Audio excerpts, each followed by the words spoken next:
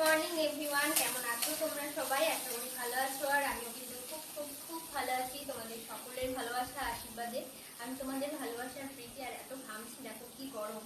তো যাই হোক, আজকে হচ্ছে শুক্রবার, রান্নাবান্না বসিয়ে দিয়েছি। আর আজকে রান্না করছি মটন। এই ফার্স্ট টাইম আমাদের বাড়িতে মটন রান্না হচ্ছে, মানে বিয়ের 4 বছরের প্রথম।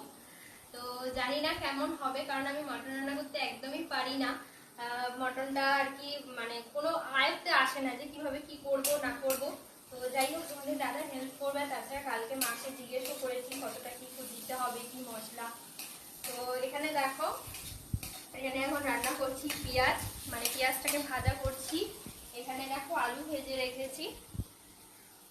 আর কালকে রাতেই মশলাটা করে রেখেছিলাম, যেহেতু সকালবেলা উঠে তাড়াহুড়ো না করতে হয়। এখানে সবকিছু বেটে রেখেছি। আর এদিকে নিয়ে এসো, এই হচ্ছে মটন। মটনটা কালকে রাত্রেবেলা নুন আর হলুদ দিয়ে একটু ভাপিয়ে রেখেছি, যাতে তাড়াতাড়ি হয়ে যায়।